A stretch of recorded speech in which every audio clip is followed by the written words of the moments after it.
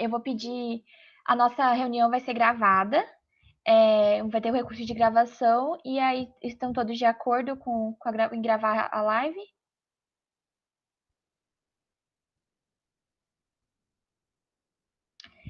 Também vai ter, um pouco mais tarde, daqui a alguns minutos, vai ser disponibilizado um formulário de presença, e aí eu peço que vocês abram e preencham o formulário para ganhar para o certificado que vai ser disponibilizado mais para frente do projeto. Então, eu vou pedir que as professoras Rosa e Margane se apresentem, por favor. Falem um pouco de vocês brevemente. Pode começar, Rosa. Pode se Primeira mais apresentar. velha, né, Margane? Bom, boa noite a todas, a todos. Meu nome é Rosa Lúcia Rocha Ribeiro, eu sou enfermeira, sou professora da Universidade Federal de Mato Grosso, Faculdade de Enfermagem. Atualmente eu estou vinculada apenas ao programa de pós-graduação, estou encerrando minha participação na pós-graduação, porque já estou aposentada. A minha área de atuação durante 30 anos na universidade foi na área de pediatria, mas eu atuei também a partir de 2009 com a terapia comunitária integrativa, é por isso que eu estou aqui hoje, tá? Tenho experiência em terapia comunitária na área de saúde da criança. Também atuo hoje, né? Tenho atuado mais nos movimentos sociais populares. É um prazer estar com vocês.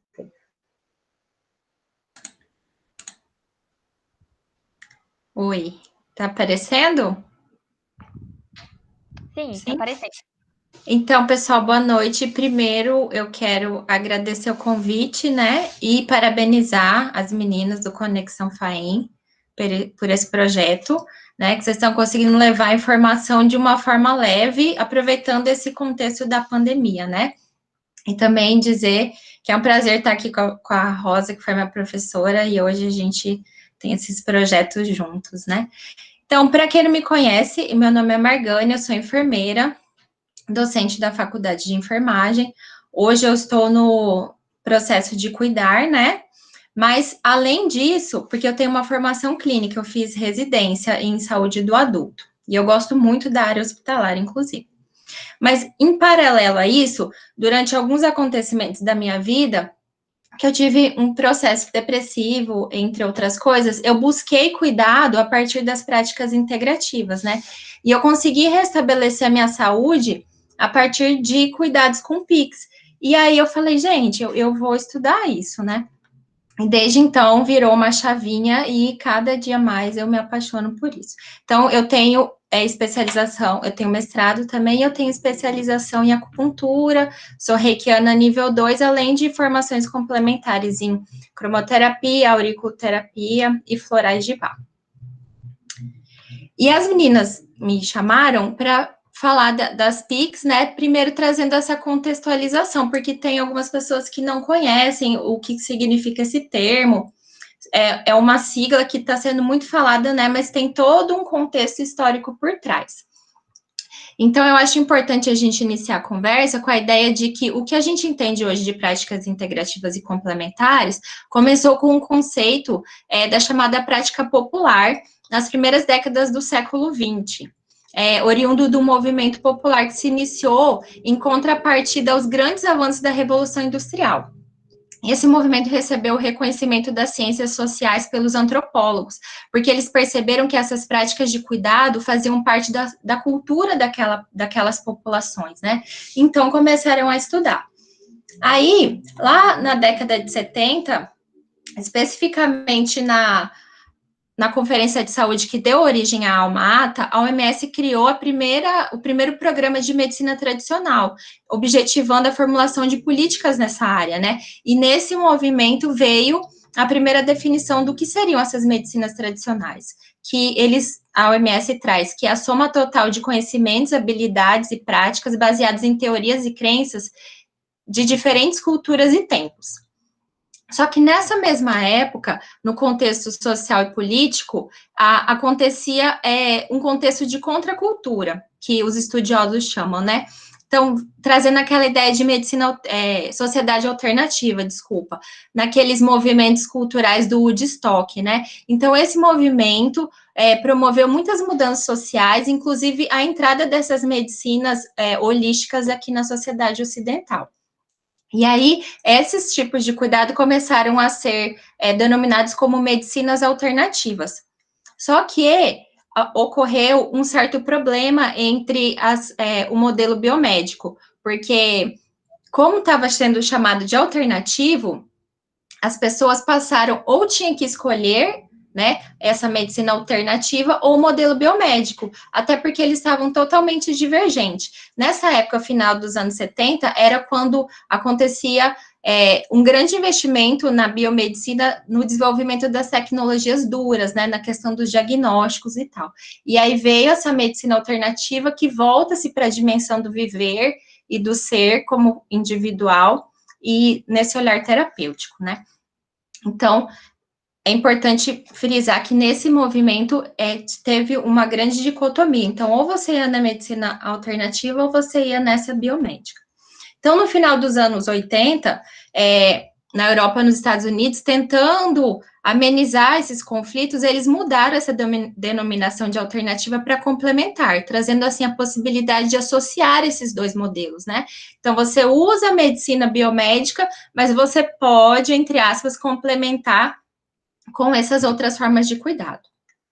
Só que no final da década de 90, início dos anos 2000, esse conceito já não era o suficiente, né? E precisou descrever um novo modelo de saúde que retratasse a integração dessas novas formas terapêuticas e que oferecesse esse cuidado integral, para além do complementar. Então, passou a se usar o termo de medicina integrativa, né? E aí, nesse momento, houve uma grande mudança de paradigma. Meio que assim, você precisa viver aquela verdade. O que é você ter esse olhar integrativo, né? Como você, como profissional, olha de forma integrativa para o sujeito. Então, foi muito importante esse movimento dos anos 2000. Então, na atualidade, a gente tem diversas definições, a depender do local, né? América do Norte, Europa, são várias denominações. As mais comuns é MTCI, que é Medicina Tradicional Complementar e Integrativa, ou CAM, que é Medicina Complementar e Alternativa. Tanto que, se entrar nas bases de dados, isso aqui pode ser usado como descritor para recrutar, né, os textos. Só que aqui no Brasil, essas medicinas recebem o nome de práticas integrativas e complementares, trazendo a ideia de integrar, complementar e, ao mesmo tempo, sair do modelo biomédico, abrindo um leque para demais profissões, ao designar esses cuidados como práticas e não como medicina, né? Então, nesse contexto da década de 80, na 8ª Conferência Nacional de Saúde, com a criação do SUS, já havia essa aproximação e essa tentativa de levar essas práticas para atenção básica, entre outras coisas. Só que, só após vários movimentos sociais e políticos, no ano de 2006, ocorreu a publicação da primeira versão da Política Nacional de Práticas Integrativas, né? E essa política consolidou essas experiências exitosas de cuidado que já estavam acontecendo, principalmente no Nordeste, em algumas regiões de Santa Catarina, onde tem esse movimento da atenção básica muito forte, né? Então, trouxe o reconhecimento dessas práticas e a disponibilização no SUS. Porque antes, essas práticas eram muito elitizadas. Então, a pessoa precisava pagar para ter acesso, né? Terapia de yoga, acupuntura, todo mundo sempre quis fazer, mas era inacessível. E a partir desse ano de 2006, a política conseguiu trazer para o SUS, né? E as práticas, embora constituam um conjunto muito heterogêneo, são reconhecidas e agrupadas por não pertencerem ao escopo da medicina convencional. Todas elas estão embasadas em uma concepção holística e vitalista do sujeito. Então, compreende o ser humano como uma unidade físico-energética, mental e espiritual. E, além disso, faz uso da cooperação dos diferentes saberes de equipes multiprofissionais, como eu já falei, né? Sempre buscando um cuidado humanizador, contra-hegemônico não medicamentoso e principalmente levando autonomia para o sujeito, né? Diferente do modelo biomédico, esse modelo holístico, ele quer dar autonomia. Então, a pessoa se auto-percebe, se autorregula e ela não fica mais dependente desses cuidados e dessa indústria, né, que fomenta muito dinheiro em cima disso, dos adoecimentos. Então, a primeira versão foi em 2006, né, e em 2018 houve uma atualização, e o SUS começou a oferecer 29 práticas integrativas. E essas PICs estão presentes em 54% de todo o território nacional, isso aqui é de 2018, o último inquérito feito, né? Estando presentes em todas as capitais. A maioria, 78%, ocorre na atenção básica, porque é um movimento, né, de prevenção, e a Política Nacional de Atenção Básica, ela nasceu praticamente junta com a política de PICs, né? 18% na média complexidade, a gente pode pensar nos centros de saúde, entre outras coisas, e só 4% na alta complexidade. Então, a gente pode ver aqui mais um dado mostrando que nesses lugares onde a medicina dura, né, tecnologia dura e o olhar biomédico está muito presente, é mais difícil as PICs entrarem. Então, tem algumas vantagens dessa política, a gente pode dizer, das práticas, né? Baixo custo, baixo risco, fácil aplicabilidade de grande parte, né? A maioria usa apenas tecnologias leves e leve-duras. Outro fator relevante é a questão da diversidade das práticas, são 29, o que possibilita que cada local desenvolva as PICs que mais se adequem às demandas e à realidade daquele local, levando em conta a cultura regional. Por exemplo, aqui em Cuiabá, a questão das plantas medicinais é muito forte, né? Então, se você for na unidade de referência ou nos PSFs, isso é bastante trabalhado. Além disso, essa formação em PICs possibilita ampliação da autonomia profissional, permite aos profissionais de saúde com formação convencional pensar em outras formas de cuidado e até ser mais autônomo na questão de abrir seus próprios consultórios, não precisar trabalhar, por exemplo, nós como enfermeiros, sempre dependente de um hospital, né? E aí, o nosso conselho, além de outros, reconhece as especializações. O que no momento tem de desafio na política é a ampliação da formação dos terapeutas, né? Principalmente os terapeutas voltados com esse olhar para o SUS, porque a maioria dos cursos de formação em práticas, por exemplo, em acupuntura, são voltadas, são em instituições particulares, então a formação desses terapeutas é voltado para a lógica do particular, e não para a lógica do SUS, né? Então, o desafio que a política pede agora é aumentar os cursos de formação a partir das secretarias de saúde e também as disciplinas dentro das universidades, para os profissionais de saúde terem esse olhar e, se não for formar, pelo menos consegue indicar, né? Outra coisa também é a questão da publicação dos resultados, porque muita coisa vem sendo feita desde a década de 80, só que, como a gente trabalha muito dentro do positivismo, você precisa ter dados lá para mostrar que funciona, né? Então, o Ministério está pedindo que essas ações sejam divulgadas, trazendo os benefícios, né, desse tipo de cuidado para a população.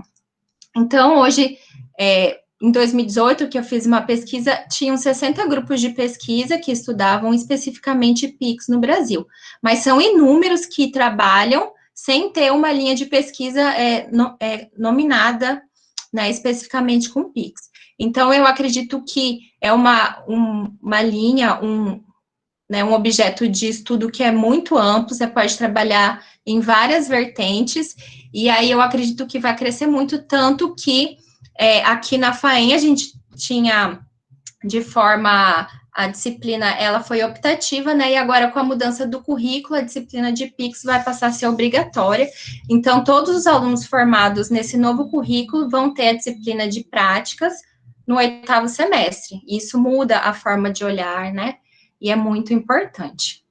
Então, na questão conceitual é isso, Bia.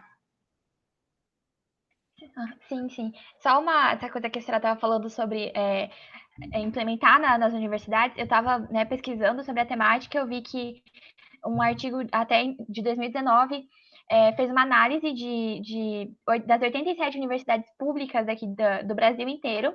Somente 6 tinham as disciplinas sobre PIX como obrigatórias. E aí eles discutem essa coisa da implementação das PICs como um incentivo, né, tanto para os enfermeiros atuarem com esse trabalho quando se graduarem, né? E aí, como isso incentiva as pessoas. Então, trazendo desde lá do âmbito acadêmico, incentivando, você tem uma maior quantidade de pessoas trabalhando e discutindo e levando conhecimento para as outras pessoas sobre as PICs, né? Exatamente. Até porque o nosso conselho reconhece, né? Tem a especialização só em práticas, o importante é ter mais de 360 horas, que é o que configura especialização, e tem uma resolução especificamente para acupuntura, né? Outra coisa que eu acho legal falar é que tem um portal da BVS, que é BVS MTCI, que é exclusivamente para recrutamento ou para publicação de trabalhos nessa lógica das PICs, né? Então, tem muito a crescer ainda. Sim, sim. E até lembrando um pouco, acho que em 2015 teve uma certa um problema, porque a gente tinha, né, desde 97, se não me engano, o COFEN tinha colocado a política, né, que a gente autorizando os enfermeiros a trabalharem com as PICs. E aí, em 2015, o Conselho de Medicina tentou, né, derrubar isso, levar eles de uma forma mais, deixar só para eles, né, de uma forma individual. É a acupuntura, né? Essa aí é a questão da acupuntura. É sempre essa briga com o Conselho de Medicina, né? Mas a questão que é o que a Madel Luz traz, que é uma das pessoas que fizeram esse conceito em relação às práticas integrativas, a principal definição é que são sistemas médicos complexos que usam terapêuticas, diagnósticos e formas de cuidado totalmente diferentes da medicina biomédica, né? Então, não cabe dentro de uma profissão só. Ainda mais aqui no Brasil, que a nossa política é denominada como práticas integrativas. Então, a gente tem que continuar nesse movimento, sim, contra-hegemônico, para evitar que essas profissões que são mais estruturadas acabem tolhindo a nossa possibilidade de atuação, né? Sim, exatamente. E aí também, né, a partir disso, vem aumentando a popularidade das PICs, né, o interesse das pessoas com as práticas, também devido à questão, tipo, delas escolherem qual é a abordagem terapêutica que elas querem para o seu processo de saúde, qual elas vão seguir, também se distanciando do modelo alopático da medicina tradicional, né? E aí, a partir disso, também vem a questão de você compartilhar esse processo de adoecimento ou as suas experiências de uma forma coletiva, expandindo para outras pessoas, mostrando as suas experiências para outras pessoas. E aí também entra uma das PICs, que é a terapia comunitária. É isso, professora? Isso. A terapia comunitária integrativa é uma das práticas, uma das PICs, né? Ela nasceu a partir de 1997, um psiquiatra da Universidade Federal do Ceará, Adalberto Barreto, iniciou um trabalho com comunidades, considerando o grande número começou a fazer atendimentos em grupo e ele percebeu que as pessoas, elas têm os problemas, mas elas têm as soluções também. Né? Então, assim, levantava o problema, por exemplo, uma pessoa tinha insônia, né? E aí ele abria, quem já viveu essa situação de insônia que fez... E aí ele viu que as pessoas tinham as soluções também. Bom, então a terapia comunitária integrativa, ela nasce lá no Nordeste, no Ceará, na Universidade Federal do Ceará, Roberto Barreto, né, psiquiatra, que tinha voltado do seu doutorado na França. Ele tinha um irmão que tinha um projeto comunitário e ele era sempre demandado por problemas de saúde mental por esse irmão. E trazia, então, os pacientes pobres para o consultório. A partir dali, ele foi sistematizando essa atividade e pode ser definida como, o que é a terapia comunitária? Terapia comunitária é um espaço de experiências do cotidiano, é um espaço para falar aquilo que tira o sono, em geral, a gente aquela pedrinha no sapato. Ela é um espaço também de acolhimento, um espaço de construção de redes solidárias, né? Então, a terapia comunitária, ela tem uma metodologia bem definida e ela é inspirada. Ela tem como suportes teóricos a pedagogia de Paulo Freire, então ele prima pela simetria de relações, é a roda de conversa, todas as pessoas estão no mesmo nível, né? Ninguém é mais importante que ninguém. Ela é baseada também na teoria sistêmica, é um dos pressupostos, uma das bases teóricas, a teoria da comunicação, a antropologia cultural, né? Então, são bases teóricas da terapia comunitária. Ela se realiza, eu vou dizer assim, de forma prática, né? Falar um pouco da terapia comunitária, participou, mas assim, o melhor jeito da gente falar de terapia comunitária é participando de uma. Infelizmente, a gente precisaria de 1 hora para isso, 5 minutos. Mas a terapia comunitária ela dura em torno de 50 minutos, 1 hora, então ela tem momentos bem demarcados. Então, a gente tem, primeiro, um momento de acolhimento, um momento de aquecimento, para as pessoas, então, aquecer um pouquinho para poder abrirem, terem maior iniciativa para falar. E aí a gente diz por que é importante falar, né? Tem um ditado popular que a gente costuma falar na terapia comunitária, que é o seguinte: quando a boca cala, o corpo fala. Quando a boca fala, o corpo sara. Então é importante nós falarmos com a boca para o nosso corpo não precisar falar com insônia, com depressão, com gastrite e até com outras doenças mais sérias. Então a gente inicia a roda de conversa falando o que ela estabelece regras, então as regras da terapia comunitária são o silêncio quando o outro está falando, falar sempre na primeira pessoa do singular, usando sempre eu, evitar falar a gente, nós, as pessoas, então sempre eu vou falar de mim. A outra regra é não julgar, não dar conselhos, não fazer sermão ou discurso, que aquela pessoa que tem uma palavra não mais de falar. E a última regra é que a gente diz, podemos cantar. Como assim? Digamos que durante a roda alguém fale alguma coisa que te lembra uma música, ou um ditado popular, ou uma piada que tem a ver com aquele assunto. Você levanta a mão e fala, lembrei de uma música que tem a ver com isso. E aí as pessoas partilham, né? Então essas são as regras. Aí no segundo momento, as pessoas então abrem-se a palavra, né? A terapeuta comunitária, em geral a gente faz em 2 terapeutas, um terapeuta e um coterapeuta. Nós abrimos a fala e as pessoas vão dizer o que gostaria de compartilhar, algo que está tirando o seu sono, alguma preocupação. Aí várias pessoas falam em poucas palavras, quem quer falar não é obrigado, e no momento seguinte a gente escolhe uma das temáticas para se falar de forma mais aprofundada. Aí a pessoa que teve aquele tema escolhido, ela fala um pouco mais, contando o que é o problema, e as pessoas podem fazer perguntas.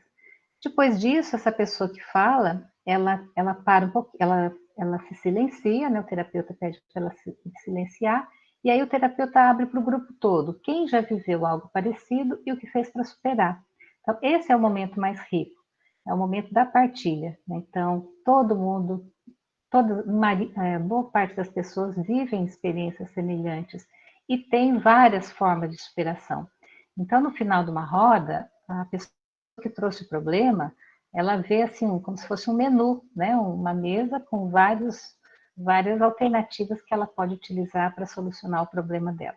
E aí sempre finaliza de um jeito bem alegre, né? Para as pessoas saírem com um astral melhorado e tal.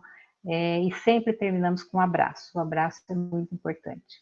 Então é isso, a gente faz a terapia comunitária hoje, em Cuiabá, tem a terapia comunitária integrativa de forma frequente, toda sexta-feira de manhã, antes da pandemia, lá no Horto Florestal, na unidade práticas integrativas.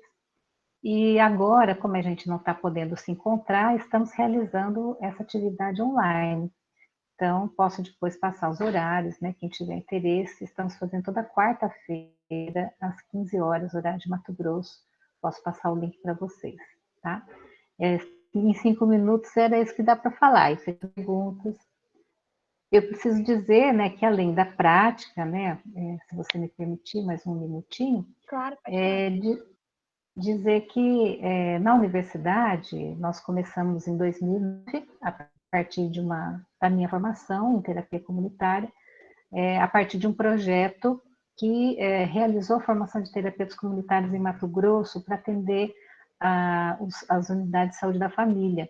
Então, eu esse projeto da Secretaria Estadual de Saúde e fiz a minha formação lá na cidade de Sorriso.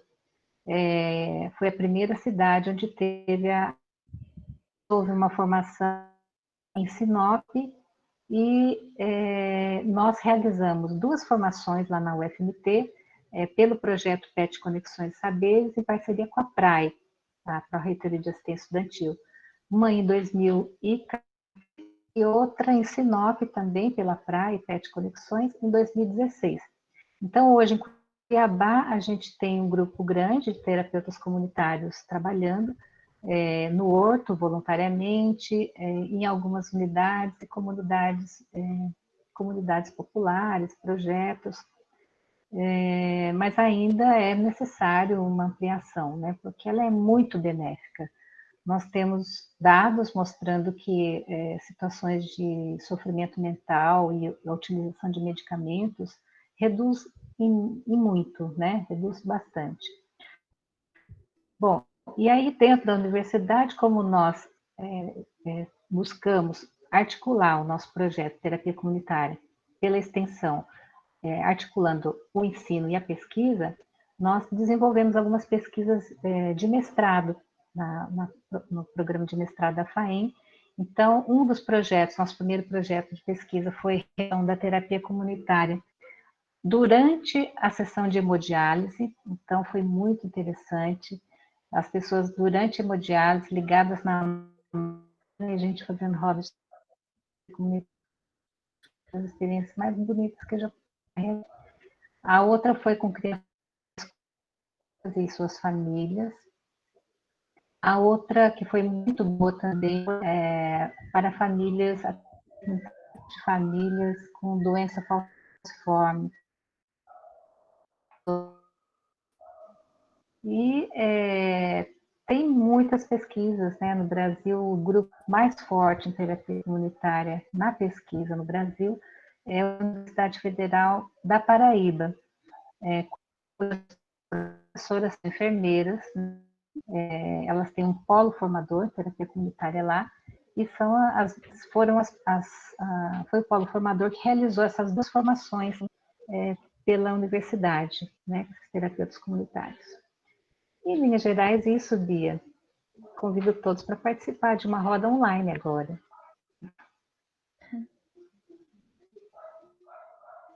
Sim, eu estava, a partir de algumas leituras que eu estava fazendo, né, algumas pessoas estavam relatando uma certa dificuldade, por exemplo, de expor o que estavam pensando na terapia, talvez com receio do julgamento das outras pessoas. Mas aí, a partir do momento que elas foram indo mais vezes, né, elas disseram que a diferença, como elas se sentiam na terapia comunitária era uma sensação muito boa, do acolhimento, do não julgamento, né? Do medo que elas tinham na primeira vez de serem julgadas ou criticadas não tinha acontecido, e que isso foi um incentivo para elas continuarem, tipo, participando das terapias, indo nos encontros, né? E que né, esse período, esse tempo era muito bom para elas. Então, eu nunca participei de uma, mas eu fiquei muito curiosa em participar de uma terapia comunitária. Você está convidada, né? Todos vocês, Conexão FAEM, a gente pode promover um dia, se vocês quiserem, uma atividade que só roda de terapia comunitária. A gente tem realizado as rodas, elas não têm ultrapassado 1 hora, tá? Em torno de 55 minutos, 1 hora. E quando vocês quiserem, a gente pode se organizar e realizar. E quando acabar essa pandemia, que a gente for vacinado, A gente faz uma lá no Horto, que é um ambiente muito, muito gostoso, muito acolhedor e bonito, né? No meio da natureza. É muito legal lá. Sim, sim, vai ser ótimo, professora. Obrigada pelo convite. Acho que a gente vai entrar em contato, sim. E agora eu vou pedir para a professora Margani pedir que ela que ela fale um pouco sobre as práticas que ela domina, né? Se a senhora puder falar, professora. Posso sim. Então, rapidamente, assim, né, trazer definição e alguns conceitos. Eu tenho formação de especialização em acupuntura, né? Então, essa especialização, na verdade, em medicina chinesa, a gente vê algumas formas de cuidado, entre elas a auriculoterapia, né? Mas a medicina tradicional chinesa, ela tem por base a integração entre o ser humano e a natureza. Então, ela visa o equilíbrio geral das pessoas, considerando o homem como um microcosmos, né? Esse conceito do microcosmos, ele é oriundo do taoísmo. Então, tudo que existe no céu e no universo também existe em menor escala no nosso corpo, né? Dentre os tratamentos dessa racionalidade, temos a acupuntura, que especificamente, de uma forma simples assim, né, consiste na introdução de agulhas. Eu até peguei umas aqui, ó, né, tá dentro tem de vários tamanhos, a depender do local que vai ser introduzido, né? Então, a introdução dessas agulhas em determinados pontos do corpo, por onde passam meridianos de energia, com a finalidade de restabelecer o equilíbrio, né? Então, a acupuntura, ela pode curar alguns adoecimentos, ela pode prevenir praticamente todos, e o que não consegue curar, consegue trazer alívio, né? Principalmente nas questões emocionais, que elas ainda não estão tão somatizadas no corpo físico, né? Estão nesses outros corpos mais sutis. Outra formação que eu tenho já faz tempo é em aromaterapia, que é essa ciência, vamos dizer assim, né? Do uso dos óleos essenciais. Os óleos essenciais são fórmulas muito concentradas daquela planta. Então, hoje em dia, eu vejo um movimento, entre aspas, capitalista de venda desses óleos essenciais para tudo que existe, e as pessoas se esquecem que, por exemplo, o óleo de peppermint aqui, ó, né, que é de hortelã-pimenta, uma gota tem o equivalente a 20 xícaras de chá dessa planta, um chá bem concentrado.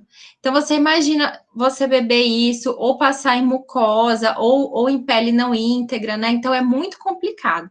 É uma terapia que ela tem ação em 3 sistemas fundamentais, que é o circulatório, se você passa no corpo, o límbico, né? Que é essa questão emocional, por meio do olfativo. Então, tem que tomar muito cuidado. Outra terapia que eu tenho informação são os florais de Bach, né? Que são essências energéticas extraídas a partir das flores. E o âmago dessa terapia é que o conceito é assim, que o estado emocional que a pessoa tem influencia no bem-estar físico ou na promoção de doenças, né? Então, na hora que você usa o floral, essa energia da planta, ela promove uma energia positiva, uma energia de recuperação, dando ao corpo e ao mental daquela pessoa a possibilidade de restabelecer e encontrar o equilíbrio de saúde, né?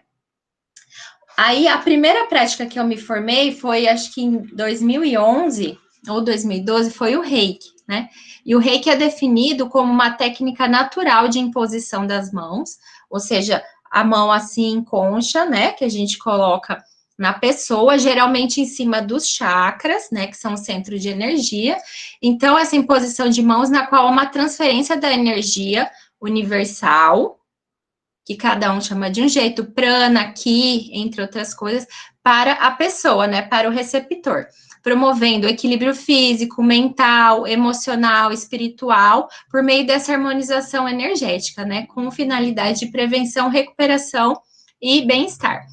Essa terapia foi identificada como a mais utilizada no SUS, devido ao fato de não necessitar de nenhum procedimento invasivo, ter raros registros de contraindicação e possibilitar uma prática de restabelecimento de energia de forma simples, né, e de fácil acesso. Então, no contexto da pandemia, uma das ações que eu me propus a fazer é enviar reiki à distância, né? O reiki você pode fazer presencial, então você coloca as suas mãos em cima desses locais, desses chakras da pessoa, mas também tem formas de enviar à distância, pode ser numa foto, pode ser, por exemplo, na perna, que você simula que a perna direita, a coxa direita é a parte da frente da pessoa e a coxa esquerda é a parte de trás. Então, você vai impondo as mãos. Mas uma outra forma que é muito mais fácil de enviar é pela caixinha, ó. Vou mostrar aqui. É uma caixinha, ela tem que ser de madeira para conduzir a energia. Aí, aqui na tampa e na parte de dentro tem os desenhos, né? Os mantras e os yantras que correspondem ao nível energético 2 do reiki.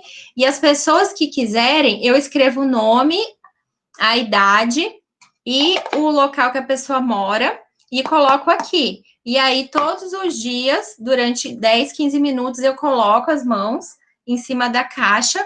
E essa energia do reiki, como é uma energia quântica, ela vai até o local que a pessoa está. Às vezes, a pessoa não sente nada. Porque é diferente de você estar no local, na presença, que a pessoa tem as sensações no corpo físico. Quando é enviada à distância, a maioria das pessoas não sente muito no corpo físico, mais nos corpos mais sutis. Mas não significa que não tenha ação, né? Então, Bia, também se você quiser deixar, fazer um post aí no Conexão FAEM, ou se alguém quiser falar comigo, todos os meses, durante 10 dias eu envio o reiki, né, para quem quiser. Agora, eu vou começar provavelmente depois do feriado, na terça-feira, inicia e conta 10 dias, sempre no horário do meio-dia, tá bom? Tá bom, professora. Acho que quem quiser pode entrar em contato com a gente e aí a gente repassa para a senhora o contato, né, para vocês, a gente fazer a ponte para a senhora, quem tiver interesse, né? Tá bom. E durante a pandemia tem até uma pergunta, acho que sobre isso. Diante do contexto da pandemia, do nosso atual contexto da Covid, como vocês, professora Margane Rosa, vem evidenciando a procura e o acesso das pessoas às PICs? Percebem se houve aumento na busca? A Franciele está perguntando. Quer falar, Rosa? Sim, até fui respondendo aqui. A gente tem tido bastante a terapia comunitária integrativa em Mato Grosso, pelo que eu saiba, né, a gente está com 2 grupos. É esse que eu disse a vocês, que é aberto a toda a comunidade, às quartas, às 15 horas. O segundo é um projeto da Secretaria de Saúde do Estado, que convidou a gente, a professora Margane também está junto, e outras pessoas que trabalham com práticas integrativas, que estão realizando práticas integrativas para o cuidado dos trabalhadores de saúde do SUS.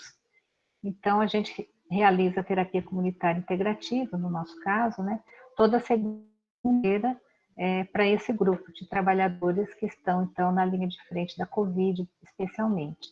E tem sido muito interessante, tem tido bastante procura, tanto esse grupo de segunda-feira como o de quarta-feira. Então, a gente acha que essa vai ser uma prática, né, a terapia comunitária online, para depois que passar a pandemia, sabe?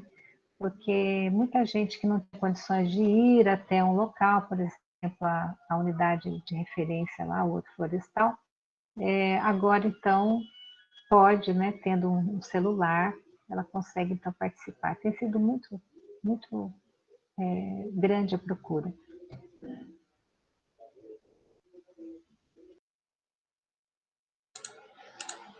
Então, respondendo essa pergunta, eu acho que nem deu tempo de eu esperar se aumentar a procura, porque a gente já se colocou, né, nesse movimento de disponibilizar, porque foi um impacto social muito grande, né, na questão financeira, emocional, entre outras coisas.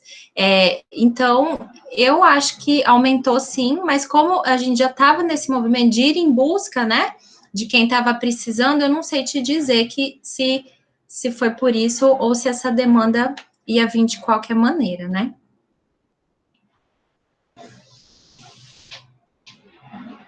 Inclusive, nessa situação, a gente fez um projeto de extensão para atender os profissionais de saúde que estão na linha de frente da Covid com atendimento por meio de reiki, auriculoterapia e aromoterapia, né? Então, eu e a professora Larissa, a gente foi a campo nas unidades do Dr. Fábio, unidade do PSF Dr. Fábio, e no Hospital Universitário Júlio Miller, para atender essa população.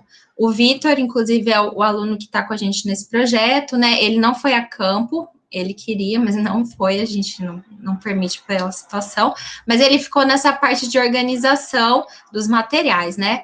Na última vez que eu verifiquei as fichas, mais de 65 pessoas tinham sido atendidas, né?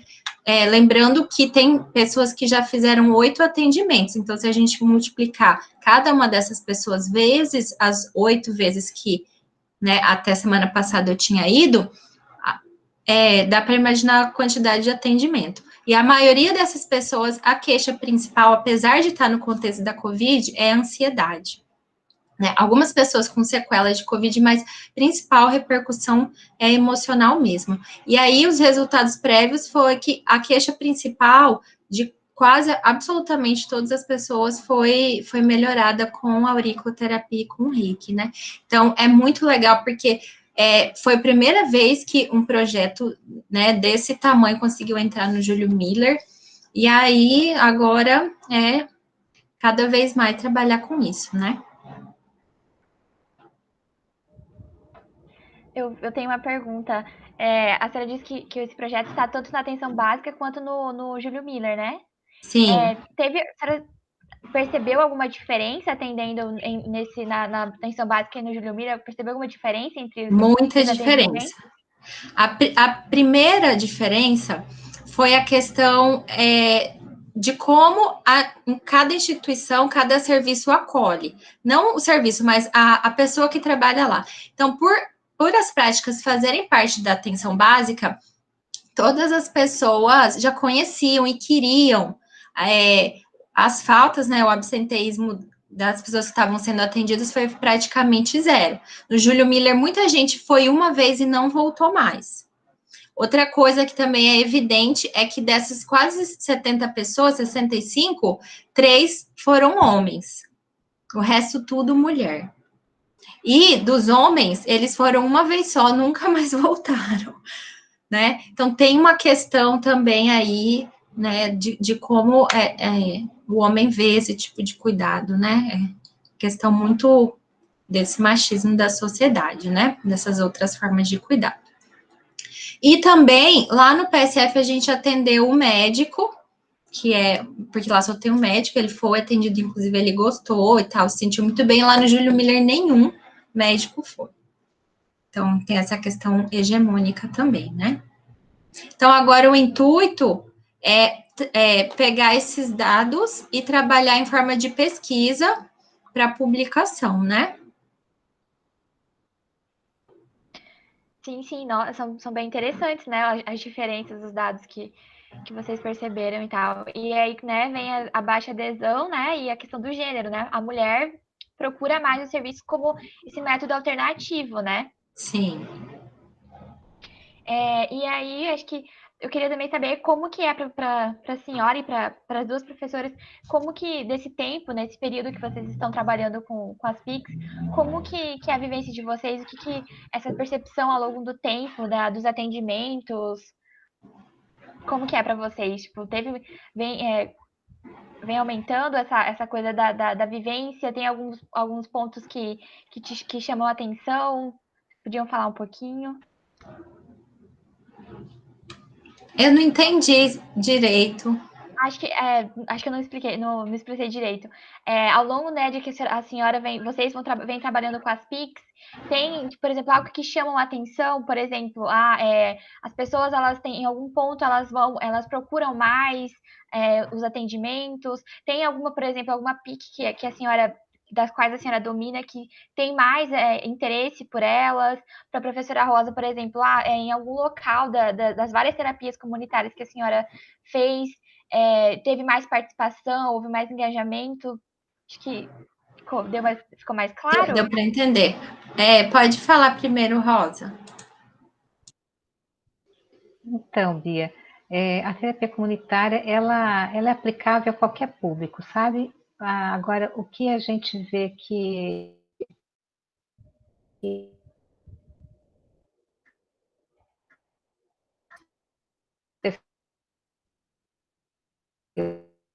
tem vários espaços, né? Grupos de idosos lá no Jardim Vitória, lá no Horto Florestal sempre tem várias pessoas idosas também. Elas gostam muito. Mas a gente realiza roda de terapia comunitária com públicos diversos também ao mesmo tempo. Então, eu realizei uma vez roda de terapia comunitária com crianças de creche até idosos, todos juntos, sabe? Foi muito interessante, muito interessante. Não tem nenhum espaço que a terapia comunitária não possa ser nada, isso que é legal, porque o que você precisa basta algumas cadeiras ou espaço que você consiga fazer uma roda, e isso é super simples, né, para a gente realizar. Então, como eu disse, a gente realizou dentro do hospital, com pacientes acamados, já foi uma experiência muito boa no Júlio Miller, foi uma das experiências mais legais também. Nós fazíamos à noite, saímos convidando os pacientes, e vinham pacientes de várias clínicas, a gente fazia ali naquela sala de vidro que tem ali no corredor, não sei se vocês conhecem ali, a gente fazia ali, era muito, muito bom mesmo. Então, eu sinto que a terapia comunitária, ela beneficia qualquer público, mas o mais importante é que a gente se beneficia muito pela realização da roda. Ela é terapêutica para o terapeuta também. Então, eu sempre digo para as pessoas, eu sou uma pessoa antes e depois da terapia comunitária. Então, eu aprendi a fazer e adquirir uma desenvoltura maior também em sala de aula. Então, mudou mesmo, posso dizer isso.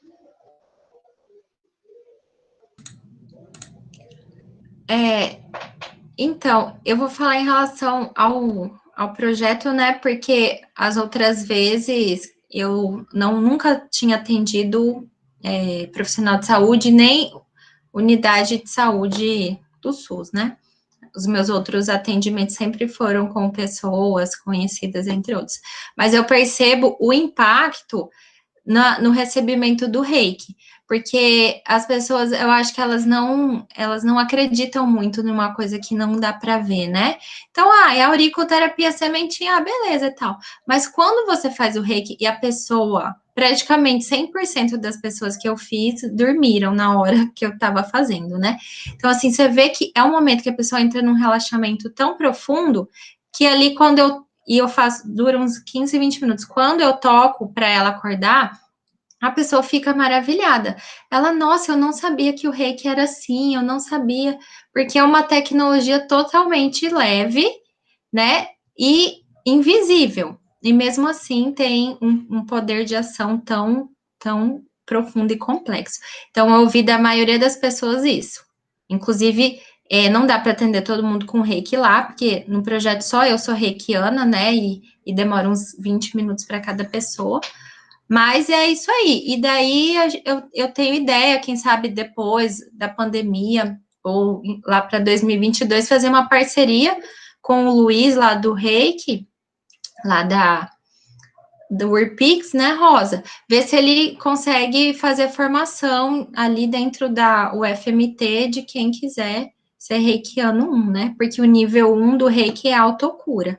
Então, você primeiro faz essa harmonização para depois você partir para o atendimento. E como a Rosa falou, o reiki foi minha primeira formação e desde que eu me formei, mudou minha perspectiva, assim, sabe? A forma de ver, entre outras coisas. Então, eu indico aí para quem quiser fazer formação também nessas PICs. Ai, que ótimo, professora. Acho que a gente tá indo para o fim da live. Se alguém tiver alguma pergunta no chat, só teve só uma pergunta da Frantiellen. E se alguém quiser perguntar, ainda dá tempo. Mas para encaminhando para o fim, eu queria agradecer a presença de vocês duas. Muito obrigada por estar participando e estar vindo aqui compartilhar com a gente um pouco das experiências, do conhecimento de vocês. É isso, muito obrigada. Eu que agradeço. Para mim é um prazer. Eu tenho que daqui a pouco até voltar a estudar coisa do processo de cuidar, porque nessa pandemia eu só fiquei estudando e trabalhando mais com Pix, né? Mas eu estou aqui à disposição de vocês. Prazer, obrigada, Rosa. Um beijo a todos. Obrigada também. Parabéns ao projeto aí Conexão FAEM. Foi um prazer estar com vocês e podem contar comigo se desejarem realizar uma roda de terapia comunitária online para entender melhor como se realiza. Será um prazer. E eu adorei estar de novo com você, Margane. Obrigada, Bia, e a todos.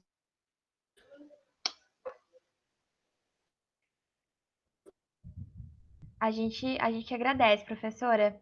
E a gente vai se organizar certinho para entrar em contato para realizar a terapia comunitária que a senhora comentou e ofertou. Não tivemos nenhuma pergunta. Então é isso. Muito obrigada a todos. Estão me ouvindo? Sim. Tá, muito obrigada a todos, né? Novamente, muito obrigada, professoras. E não se esqueçam de quem participou de acessar o formulário para preencher para o certificado. E muito obrigada. Até a próxima live. Tchau.